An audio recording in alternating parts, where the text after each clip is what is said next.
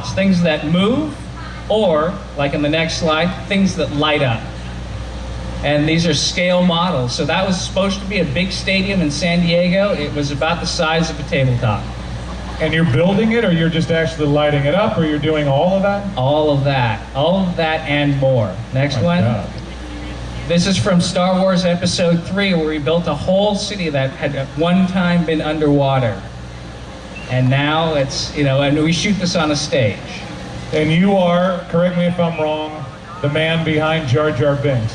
I am not responsible for Jar Jar Binks. Misa thinks that people don't like Jar Jar Binks. That's my Jar Jar Binks for you. I'm not responsible for Jar Jar. We did the models. Okay, Energizer Bunny? Now, the Energizer Eveready Battery Company is here in St. Louis, right? Yeah. All right.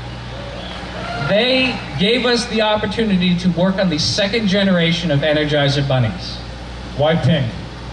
I don't know. That's just how it's been from the beginning. I've got a problem with that. I'm going to tell you right now. I think, but the bunny doesn't. No, I know. He's completely secure. Totally secure and That's banging right. that drum in a pink furred costume. You have to get someone's What's attention. inside that thing? I mean, is that a remote control deal or what? It is a remote control deal. So I would drive the bunny. Let's see the next slide here. Inside the bunny is a complicated set of electronics. I programmed, I think there are 14 servos that are controlled, and it takes three people to operate the bunny: the driver, the guy who moves the head, and the arms guy beats the drum. I'm calling foul on this. Are you serious? It takes 3 people to drive that thing? It's like a little remote control bunny.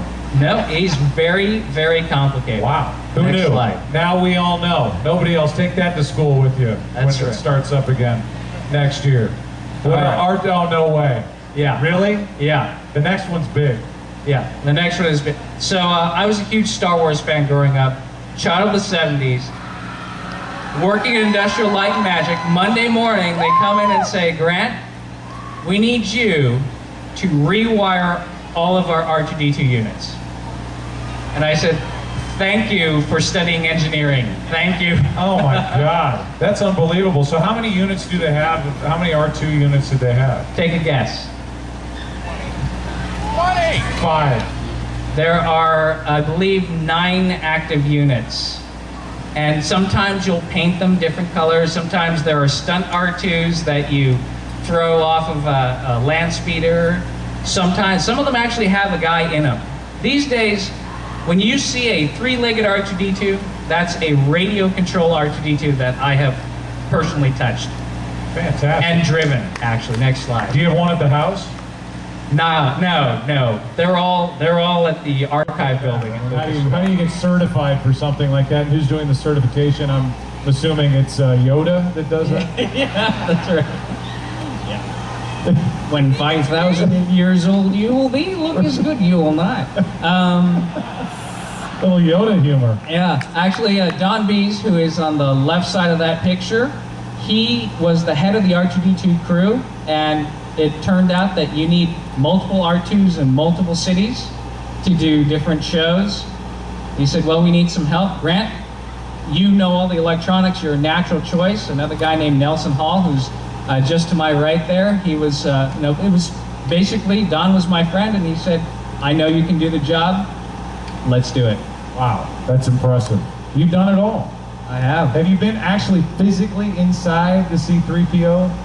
Well, as a matter of fact, Joe, funny you should ask. Let's see the next slide.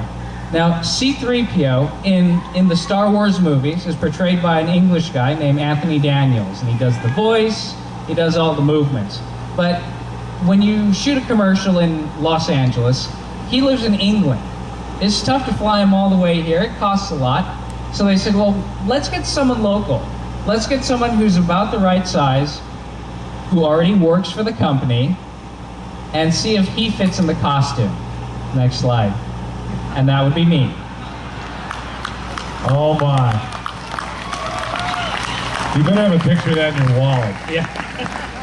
10 years. And you know, the interesting thing, it's called costume appearance, right? It's like in Disneyland, you have Mickey Mouse, and Mickey Mouse doesn't talk when he's out in public. Same thing with costume appearance. And if And if you are, it's sort of like the Impossible Mission Force. If you're caught or captured, they will disavow any knowledge of your existence. But let me ask you, I mean, are you not physically allowed to move correctly in that outfit, or were you just doing the robotic thing? Yeah, you know, a lot of people ask, what is it like in the costume? Did Tony make up that movement? And the truth is, being inside the costume, for one, you can't really see. You can't really hear. You can't really breathe. And as you'll see in the next slide, you can't sit down. A clean, open shot at a quarterback standing there in the pocket waiting to make a throw, and you get to deliver that hit. Yeah, I mean, you know, I think a lot of those silly celebrations you see on TV just stem from this ultimate kind of high you get when that perfect hit happens. You know, you feel so good about it that it's kind of like you just do whatever comes natural, and then that's when a lot of guys are like, why did he just do that celebration? It's because you just feel so good, you don't care. You're like, I'm gonna do something and just act a fool, and so that's why you see a lot of guys doing silly celebrations. But when that happens, it's like, to me, it's the best feeling in the world. You know, you just kind of took control over another human being and got the better half of them.